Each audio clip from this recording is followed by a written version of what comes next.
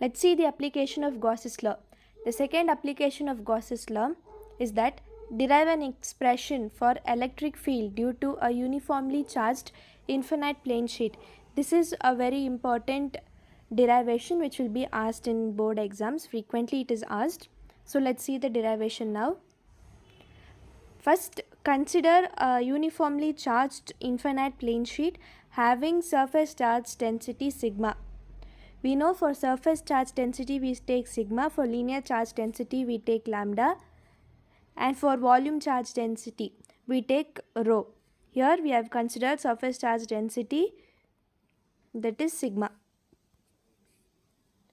The direction of the electric field, always the direction of the electric field is radially outward, that is whatever may be the surface. We'll consider this as the surface.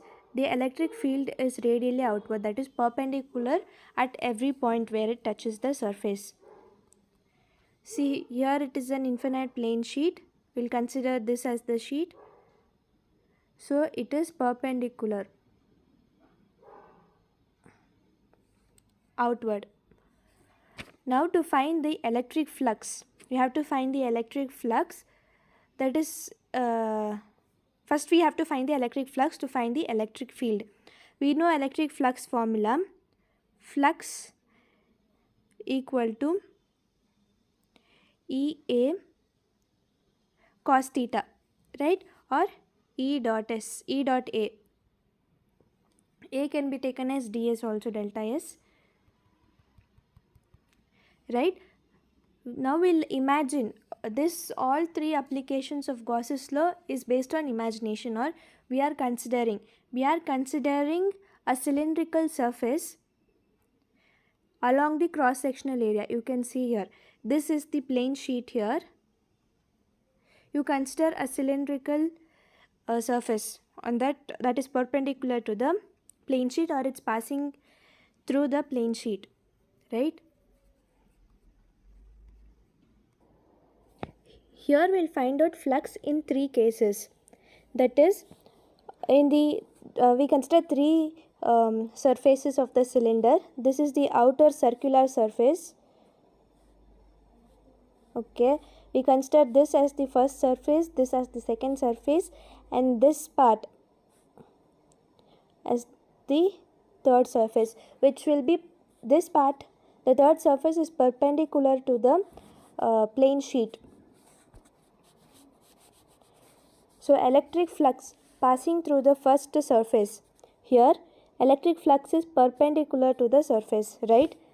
Electric flux is radially outward, so it is always, sorry, it's not perpendicular, it's parallel to the surface, this surface. Area vector is also always radially outward. We'll consider area vector as A. 1 second.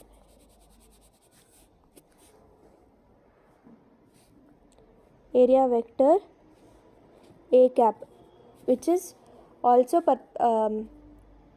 area vector is always perpendicular to the surface. Electric field is also perpendicular to the surface, so they both are parallel. So flux through this first surface, flux is equal to E ds, E dot ds, that is E ds cos theta. Cos theta, as they are parallel to each other, it is 0 degree, theta is 0 degree, cos 0 is 1. So flux 1 will be equal to EA. We are done with this. This is the first equation. Now we'll consider electric flux to the surface too. It is also same, as it is the other part of other edge or other part of the cylindrical surface. So that will be flux 2 is equal to EDS equal to EA cos theta. Theta is equal to 0 degree, so cos 0 is 1. Flux 2, area flux through the second surface is again EA. This is the second equation. Now we'll consider electric flux through the surface 3, that is the curved surface. These were the flat surfaces.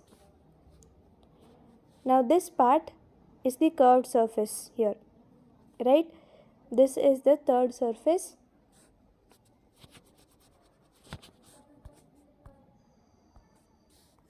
Now electric flux through the surface 3 is flux equal to E ds cos theta, but here it is perpendicular. To the third surface, that is the curved surface, we'll consider this as the curved surface. Here it continues. Here the area vector is outward and this is the plane sheet. So here electric field is perpendicular outward. This is E, this is area vector. So they are perpendicular, means they are 90 degree to each other. So in the third surface, flux is equal to E ds cos 90. Cos 90 is 0. So flux to the third surface is 0. Adding the total flux, total electric flux, flux 1, flux 2, flux 3, you get EA plus 0, that is 2EA. Gauss's law. We know Gauss's law. The total electric flux. Flux is equal to Q by epsilon naught. There are two formulas for Gauss's law.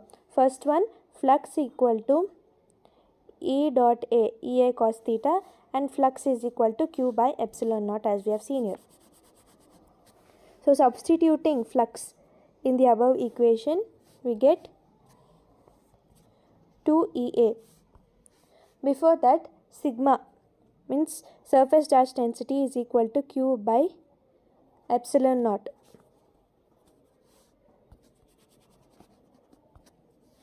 Here we have sigma is equal to Q by epsilon naught. Rearranging the formula to get Q, it will be sigma A. Flux is equal to Q by epsilon naught. So sigma A by epsilon naught. And we know flux. When we substitute flux, it is 2EA from the above equation is equal to sigma A by epsilon naught.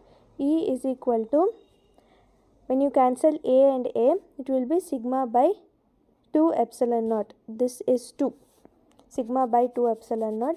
So the final equation is E vector is equal to sigma by 2 epsilon naught. Here we have used vector, so n vector. This is the final formula.